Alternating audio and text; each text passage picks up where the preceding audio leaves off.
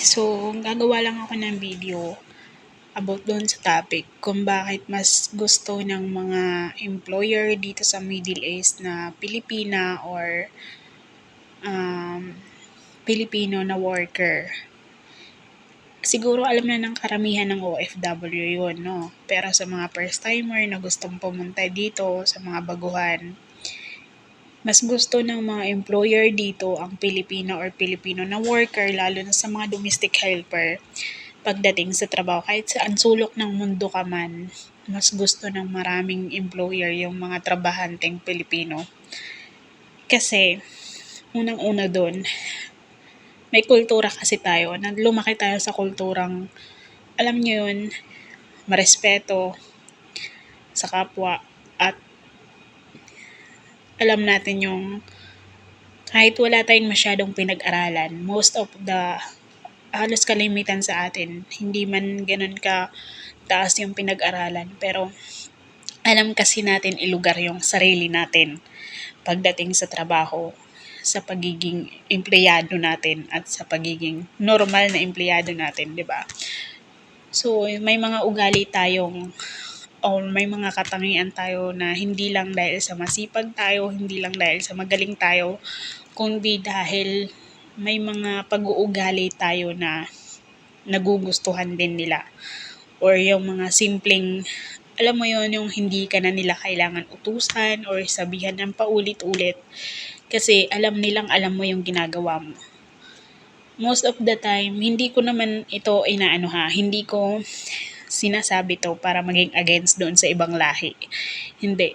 Pero sa lahat ng napasukan ko dito or napagtrabahuan ko dito sa Middle East, hindi lang naman kasi isang bahay yung nililinis ko pag kahit doon sa una kong employer, mga kapatid niya, mga hipag ng employer ko, so magulang nila, ganon din dito, sa mga hipag nila, sa mga kung kani-kaninong bahay yung nililinis ko pag may pinupuntahan kami. So, napapakwento sila sa akin. Sila, kahit di ako nagtatanong, sila mismo nag-open up ng mga experience nila ng pagkakaroon ng ibang lahi na kadama, syakala, or helper. At yun din ang napapansin ko sa mga nagtatrabaho sa labas na kapag may mga usapang ganon, na iba kasi talaga magtrabaho ang Pilipino. Kahit mahal yung sahod natin, kahit mahal yung gastos nila para mapapunta tayo dito sa kanila, most of the time, willing silang gumasto para magkaroon ng katulad natin na trabahante dito. Pero ang hirap lang at madalas na problema pag nandito na, hindi na nagkakaintindihan. Oo, hindi lahat may mabuting amo, hindi lahat maswerte sa amo, pero madalas, tingin ko, or napapansin ko din, madalas, nasa empleyado din yung mali. Okay? Kasi hindi din naman, tama yung sinasabi nila, hindi pantay yung mga daliri natin. Ganon din ang mga tao. Hindi pare-pareho. Pero kasi, lahat ng napuntahan ko dito, kapag nagkukwento sila about sa Pilipino versus ibang lahi, lagi nilang sinasabi kahit mahal, mas okay daw. Kasi, maayos magtrabaho, marunong rumispeto, alam yung salitang kung saan sila lulugar, at saka marunong tayong makisama. Siguro yun, kasi may kultura tayong ganon. Most of the ibang lahi kasi, yung iba at kalimitan sa kanila talaga, mapagmatigas. Or gagawin nila kung ano yung gusto nilang gawin. Hindi sila marunong sumuko or yumuko sa kahit na sino. Kahit employer nila yan. Hindi ko alam kung napapanood nyo yung iba't ibang videos na ginagawa nila or mga content nila, pero wala akong sinisiraan, hindi ako ma-against. Pero kung alam nyo at kung paano marunong kayo tumingin ng ugali ng mga tao, kahit pakinggan nyo lang yung mga sasabihin sa inyo ng mga nagiging employer nyo, alam ko marami sa inyo pinagkukwentuhan ng employer nyo about sa mga past employee nila. So, ganun din ako. At lagi nilang bukang bibig. Kahit mahal ang mga Pilipino, ang bayad, ang sahod, it's better daw na Pilipino ang magtrabaho sa kanila. So bakit natin sasayangin yung mga ganong oportunidad kung napupunta naman tayo sa mga among kaya tayong bigyan ng sapat na sahod, kaya tayong pasahurin ng tama sa araw ng sahuran, 'di ba? So dapat maging ano din tayo, at tawag dito, maging aware din tayo sa mga obligasyon natin at sa mga bawal sa kanila.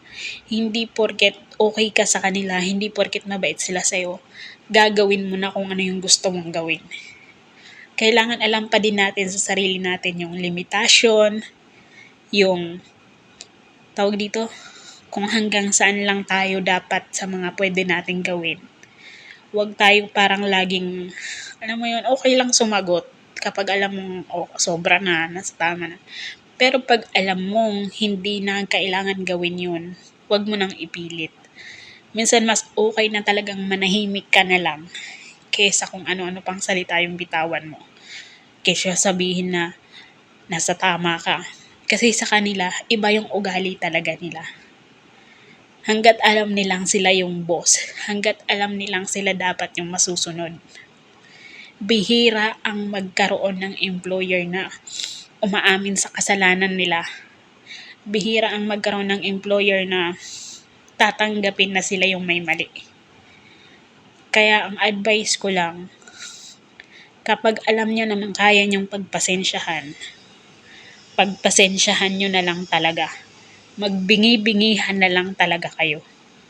Kasi kapag lumalaban kayo, sumasagot tayo, lalo silang natitrigger. Alam mo yon, kahit gaano mo pa ipilit na nasa tama ka, na maling-mali sila, kapag na-trigger sila, isa lang iniisip nila. It's either masaktan ka o paalisin ka nila. Ang masakla pag pinadampot ka nila at pinakulong at ginawa ng kwento. So hanggat maaari dapat lagi din tayo mag-iisip na kahit galit na tayo dito, mag-isip pa rin tayo ng mga posibilidad na pwedeng mangyari. Huwag tayong magpadalos-dalos sa galit natin, sa emosyon natin. So yun lang, kasi karamihan sa kanila, sa ibang lahi dito, ang lagi nilang sinasabi, ang lagi nilang bukang bibig ng mga employer na nagkaroon ng syakala na ibang lahi is, ganyan sila, para wala silang mga wala daw mga pinag-aralan, wala daw utak, tawag dun, noon yung crazy daw, baliw, nakikipagsigawan daw sa kanila. Alam mo yung mga ganung reklamo nila. Parang dun ko na so ayaw nila ng ganun. Ako madalas ako, sumasagot din ako sa employer ko pag alam kong nasa tama ako, pinagdidiinan ko. Pero kapag alam kong hindi siya nagpapatalo, tumatahimik na lang ako. Para, alam mo yun, mabawasan yung tension. Kasi hindi talaga sila tumitigil hanggat hindi tayo kumakalma or nagpapatalo or pinapakita na sila na yung panalo, ganun. Or sila yung tama. Hanggat pinagdidiinan natin, ipagdidiinan din nila. Hindi sila, minsan hahanap pa sila ng ibang masisisi. Or kahit sila yung may kasalanan, ibabato nila sa'yo. Hindi sila aamin. Isa yun sa mga naobserbahan ko ng mga ugali nila. Hindi sila umaamin sa kasalanan nila. Kahit anong mangyari. Kaya marami yung nagagawa ng istorya, ng kwento ng mga OFW. Kasi ugali nila yun. Hindi sila tumatanggap ng pagkakamali nila. Then, yun yung ayaw nila. Yung nakikipagbangayan ka sa kanila, nakikipagtalo ka sa kanila. Kasi hindi sila nagpapatalo. Kaya ang ginagawa ko, minsan, pag alam kong ganun na, step down na lang ako. Ako na lang yung nananahimik. Bingi-bingihan. Sige, magdaldal ka dyan. Wala akong naririnig. Ganun na lang. Kasi kaysa makipagtalo tayo sa kanila. So, ganun yung ibang lahi kasi nakikipagbangayan sila, talagang pinagdidiinan nila, nagmamatigas sila. So, yun yung ayaw nila. Yun yung ayaw nila sa ibang lahi na nagustuhan nila sa mga Pilipino kasi tayo mga pasensyoso. Tayo mga mapagkumbaba. So, yun lang.